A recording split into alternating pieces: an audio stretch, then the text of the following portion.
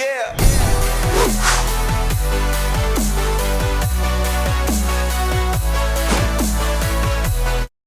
Welcome back to the Gridiron Expert. Chip Kelly enters year 4 at UCLA with arguably his best team yet. But with a tough schedule, will that be enough to get the Bruins to a bowl game and cool off his seat a little bit? So again, guys, welcome back to the Gridiron Expert, here to analyze and predict UCLA's record and schedule for this 2021 college football season. As always, make sure to continue to like, comment, subscribe, and share our videos, and also make sure to check out everything down in the description below. That includes our brand new expert picks over on our website, thegridironexpert.com. Make sure to go give those a look and sign up today before the season starts. I promise you're not going to want to miss out on those picks, so make sure to go sign up so you don't miss out on the Week 0 picks coming up, guys, very, very soon, just about a month away from the start of college football season. So we take a look at UCLA. The Chip Kelly experiment really hasn't worked out all that well. He has struggled year in and year out, but last year we saw signs of improvement from the Bruins.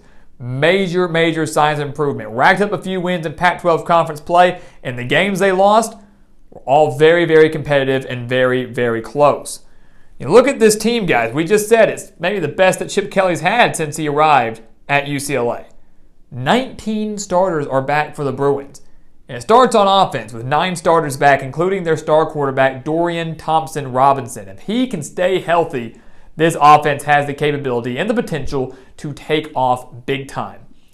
Dorian Thompson-Robinson threw for over 1,100 yards and 12 touchdowns last year, while also rushing for 306 yards and 3 touchdowns. His dual threat capability is what makes him so dangerous. The Bruins averaged 35.4 points per game, and they averaged 230.6 rushing yards per game. That was good for 12th in the nation. And while they do lose their do-it-all player in Demetric Felton, they do return Britton Brown, who rushed for over 540 yards last year. Zach Charbonnet is also in at running back, the transfer from Michigan, and 4 of their top 5 pass catchers are back. So the loss of Demetric Felton hurts, but they still have plenty of talent to fill that void. Same can be said on defense. 10 starters are back. That's the side of the ball that needs the most work, though. Chip Kelly's an offensive-minded coach, and I can see this team still averaging around 35 points per game, maybe even more in 2021.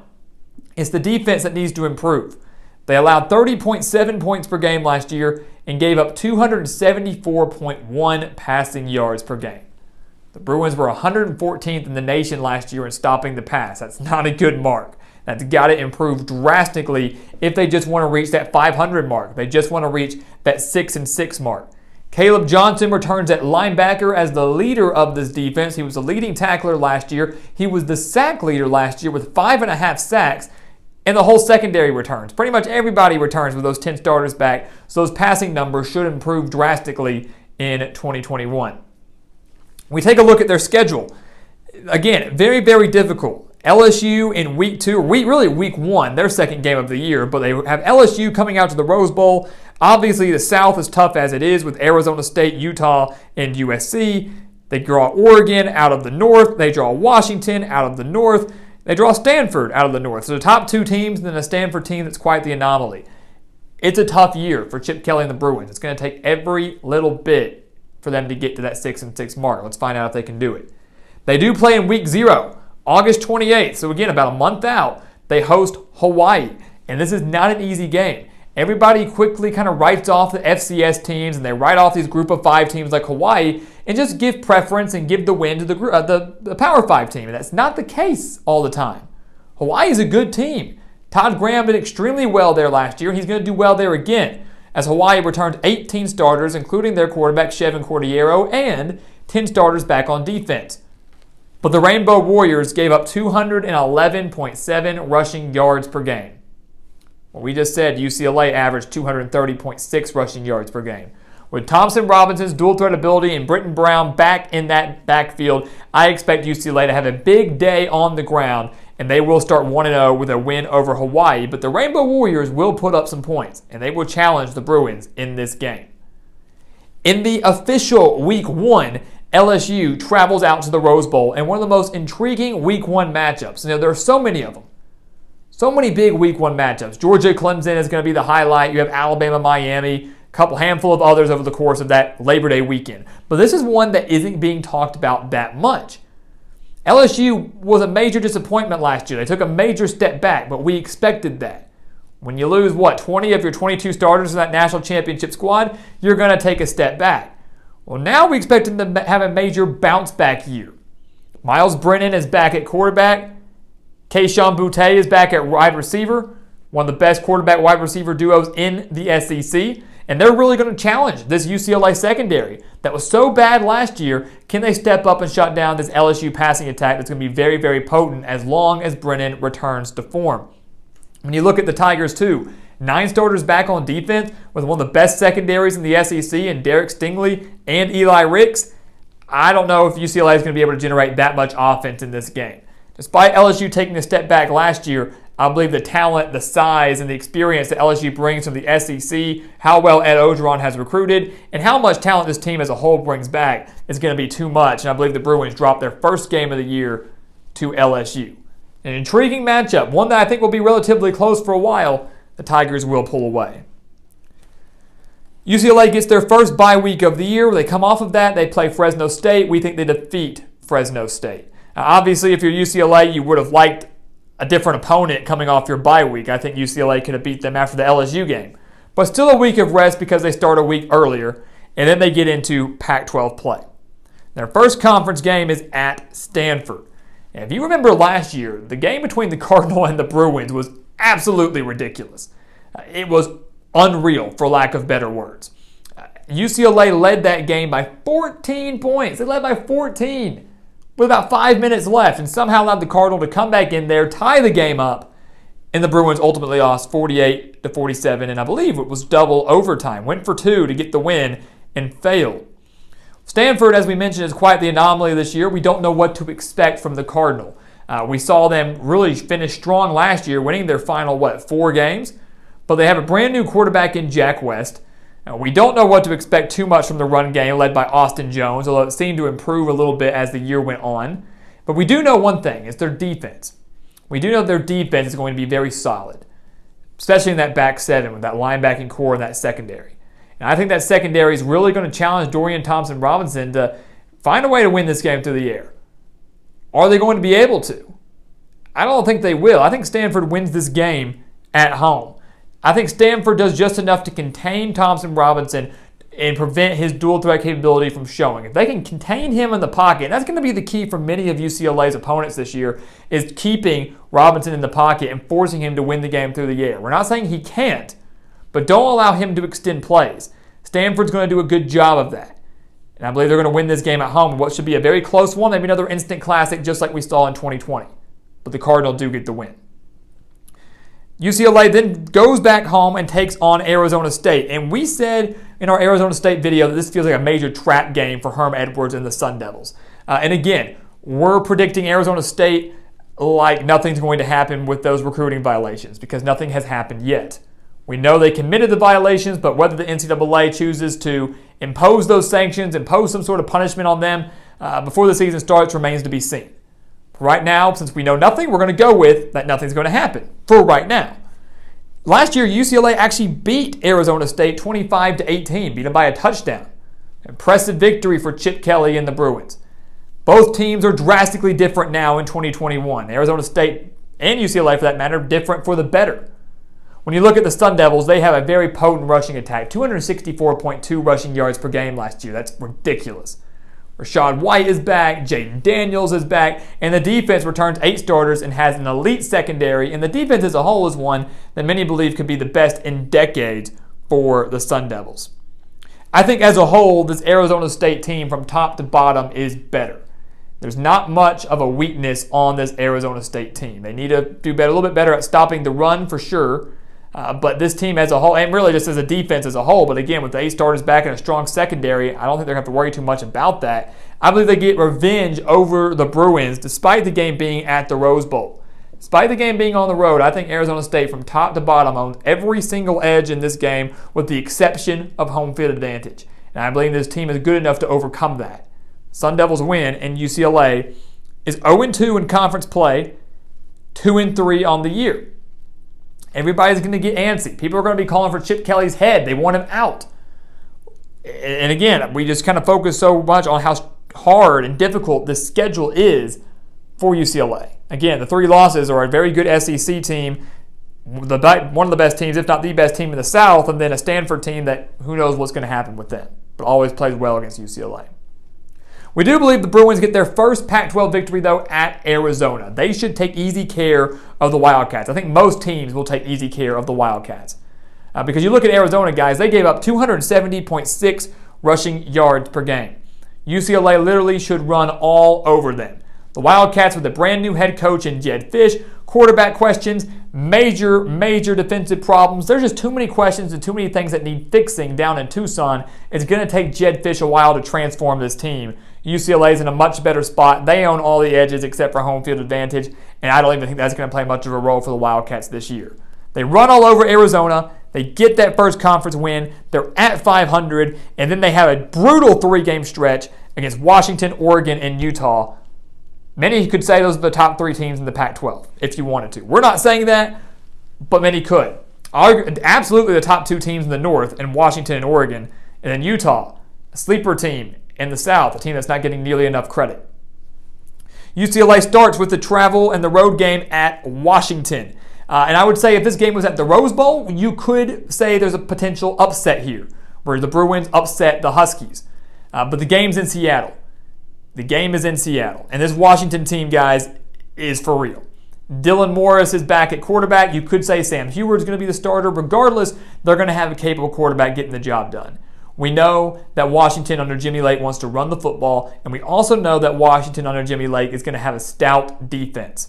They had the number 1 passing defense in the Pac-12 last year. They had the number 1 overall defense in the Pac-12 last year, and I expect those numbers to be relatively the same, about the same, in 2021. That defense returns just about everybody, and they're going to be even better than they were last year. They're out to prove something, as they should have won the Pac-12 North in 2020, but could not play in the championship game due to COVID. The game's in Seattle. I like Washington's odd here behind the strength of their defense. UCLA drops that game, comes back home to take on Oregon. Now, this is the potential trap game for the Ducks. If you remember last year, UCLA nearly beat Oregon, only losing 38-35 in Eugene. They had a chance to win that game at the end, let alone almost tie it, but had a chance to win it in the end. So Oregon cannot afford to overlook this game. Oregon cannot afford to overlook this game because I believe UCLA's offense can challenge this Oregon defense, and I believe that this UCLA defense can challenge the Oregon run game because I don't know how much faith I have in Anthony Brown winning games through the air. I think he can do it, but I think there's better options out there. What Oregon wants to do is they're going to run the ball. They're going to run it effectively with that RPO style that Joe Moorhead is implementing. When you've got a dual threat quarterback in Anthony Brown, when you have your top 2 rushers coming back, when you have your top 2 pass catchers coming back, this offense is going to be elite for Oregon. The defense can be the exact same with Kayvon Thibodeau and a deep linebacking core and a deep secondary. We've said time and time again, we feel Oregon is in a league of their own in the Pac-12 right now, and I think you're going to see that on display on October 23rd. Mario Cristobal, during his time with the Ducks, we've rarely, if ever, seen them overlook an opponent. We've rarely, if ever, seen them get caught in a trap game type situation. Last year was a disappointment for them, but they still won the Pac-12. They're the favorite until proven otherwise, and I think this team from top to bottom, depth-wise, talent-wise, is still better than UCLA. In a game that will be decided by 1 possession, the Ducks do win this game. UCLA narrowly falls to the Ducks just like they did last year. They will then travel on the road to Salt Lake City, maybe a little bit hungover after that narrow loss to the Ducks, and they'll fall to Utah. Because let me tell you, this Utah team is for real. We know that UCLA wants to run the football. Good luck running the ball against Utah, a Utes team that had the 11th ranked rushing defense in the country last year. You don't run against Kyle Whittingham in Utah. That just doesn't happen. And now with the Utes returning 10 starters on offense, including a transfer quarterback in Charlie Brewer from Baylor, this offense is going to skyrocket. They weren't even that bad last year. They're going to improve drastically. The defense is going to stay about the same. I'm telling you, USC and Arizona State's getting all the love and attention in the South. Do not sleep on Utah. UCLA falls to the Utes, a team we're very high on this year. In that 3-game stretch we just mentioned, guys, we have UCLA going 0-3. They're now up to 6 losses, which means they have to win out if they want to go bowling. And again, I mean, really 3 straight games against such elite opponents, 2 of those coming on the road. What do you expect? That's a tough out for Chip Kelly and the Bruins. They get their bye week. They play Colorado. They will beat Colorado. Off a week of rest. Only fell to the Buffaloes by 6 last year. I believe Chip Kelly uses his bye week to fine-tune his defense a little bit. UCLA, and any team that faces Colorado for that matter, has to focus primarily on stopping the run, and I believe they'll do just that. This is 2 run-heavy teams, a chance to be another shootout. 48-42 last year. Could very well see both these teams getting into the 30s. But with a bye week, a week of rest, home field advantage on their side, maybe the slight edge defensively. Give me UCLA to beat Colorado with their season on the line, guys. Every game from here on out is their season is on the line, whether they get to live to see another day in the postseason or whether they're home yet again and maybe could spell the end of the Chip Kelly era. With the season still on the line, they travel to USC, a team they should have beat last year. They gave up a touchdown in the final seconds. What was it, 16 seconds remaining? They allowed a touchdown to the Trojans, and they fell 43-38. Keaton Slovis is back for USC. He has a very, very talented core of wide receivers. He has a talented running back duo. This USC offense, that air raid offense that Graham Harrell is running out in LA, is very, very dangerous and has a chance to be one of the most dangerous passing attacks in the country this year. Well, that doesn't bode well for a UCLA defense whose weakness is their secondary. Again, allowing 274.1 passing yards per game, 114th in the nation in 2020. The game is at the Coliseum. USC strictly just wants to throw the ball, and I believe their defense is going to be a little bit better in year 2 under Todd Orlando's scheme. I like the Trojans in this game, and that's going to mean UCLA is not going bowling.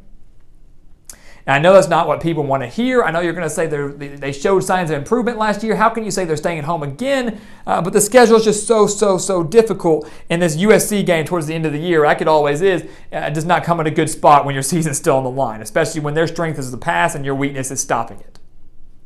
UCLA rounds out their year with senior night at home against California, and I will tell you that I think they take not easy care of California, but comfortable care of the Golden Bears. While I do believe this could be the best team that Justin Wilcox has fielded during his time in Berkeley, UCLA beat California 34-10 last year.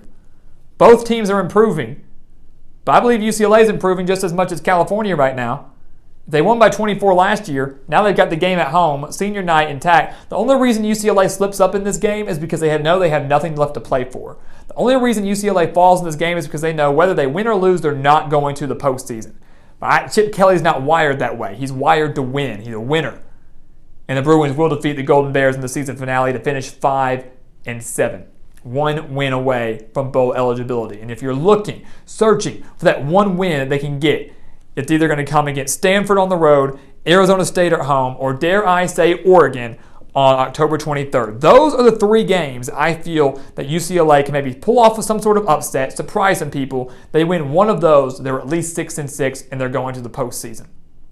19 starters are back. The talent is there. We saw improvement last year. You're going to see it carry over into 2021. But the schedule is just so difficult that I still think the Bruins are just maybe one more year away from breaking through. It's just a matter of whether Chip Kelly will actually see that through and be in charge of the team to get them to the bowl game. That's the million-dollar question going into 2022.